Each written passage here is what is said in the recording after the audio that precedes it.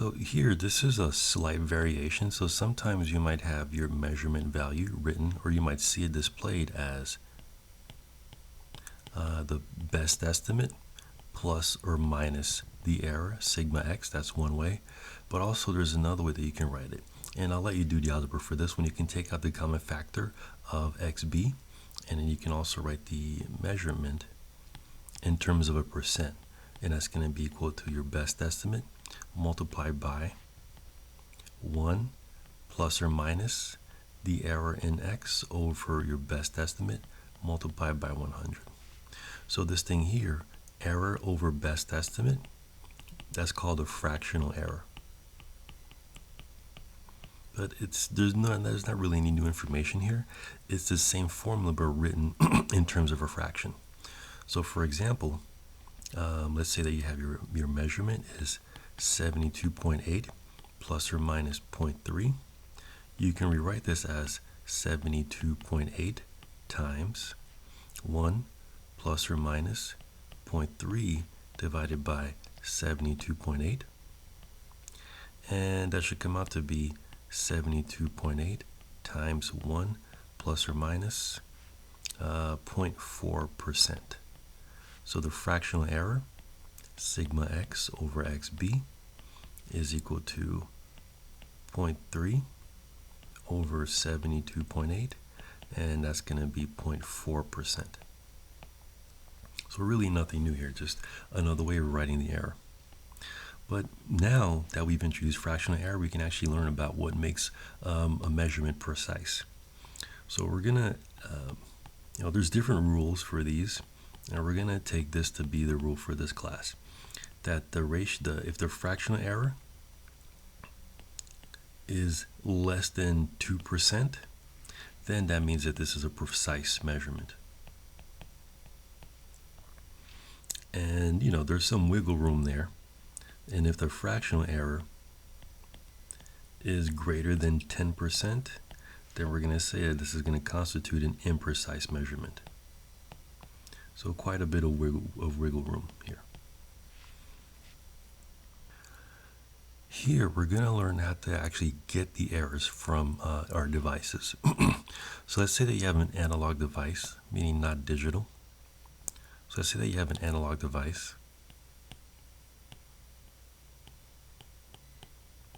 For example, like a ruler. Or in this case here, some kind of a display that has a dial. And so there's a couple of rules here. So let's say that the dial has wide divisions or wide tick marks.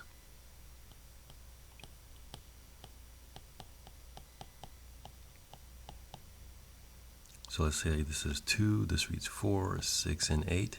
And you're trying to get an estimate. And let's say that the dial itself, like your meter, stops somewhere over here. So what is going to be the error in this case here? So we're going to assume that whenever you have a device that has a wide division, your error, as best as I can draw, this is going to be a pretty small separation here. So we're going to assume that the fluctuation or like the variation, or simply put the error, when you have a wide variation, we're going to take that to be sigma x is going to be 0.1. So if there's a wide variation, so 0.1 of the division. Now let's look at another case. So let's say that you have another dial. So let me box that in there. So 0.1, and this applies for wide divisions.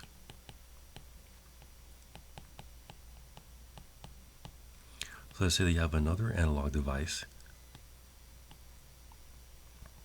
And this analog device has really closely spaced divisions. And again, you're trying to read something. So here, let's say what I'm trying to read is over here. So what you notice here is that the range that I'm looking at is actually, pretty big relative to these divisions there. So because of that, we're going to assume that if a reading or if a device has small or narrow divisions,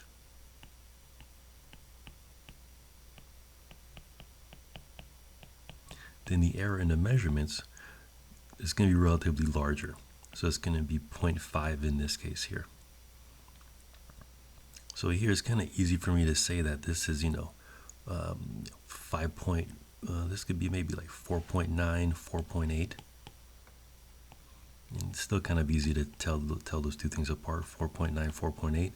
But here, I mean, if you look at it, it's kind of hard to tell. Let's say this is, 5 and then this is 6. The range between them is a lot bigger. So this might actually, it's kind of hard to tell. So the best I can say is that, well, this is halfway in between. But I can't, it's kind of hard to say this is 5.1 or 5.2. That is too hard to tell. So for narrow divisions, the error is going to equal 0.5 of the divisions.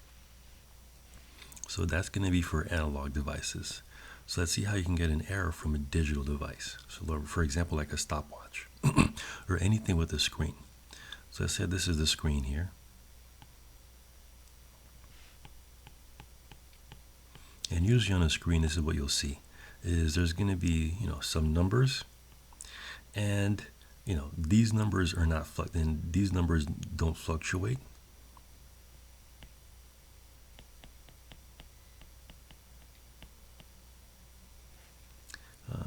Fluctuate.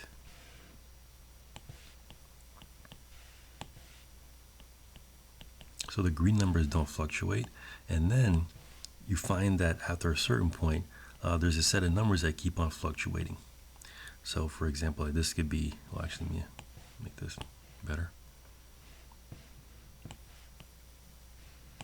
And after that, you get a set of numbers that keep on fluctuating.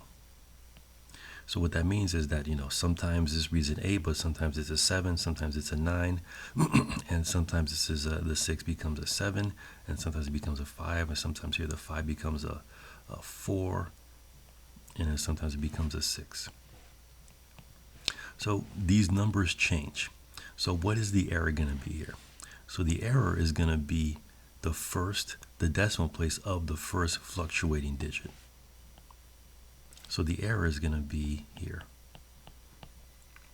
at the first fluctuating digit.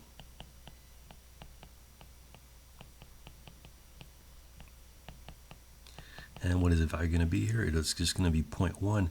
So at that fluctuating digit, or 1 at that fluctuating digit. So the first thing is that the first in this case here,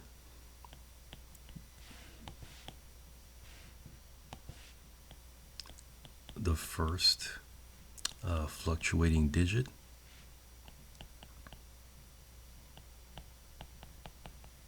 or I'll say first fluctuation is at the hundredths decimal place.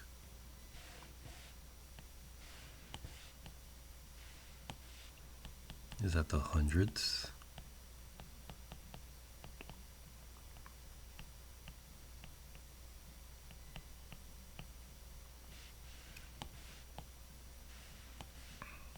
And so the error in this case here is going to be at the, you're going to put a 1 at the 100 decimal place. So it's going to be 0.01.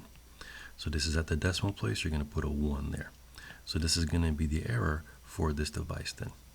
So for a digital device, the error is always going to be at the first, or 1 at the first fluctuating digit.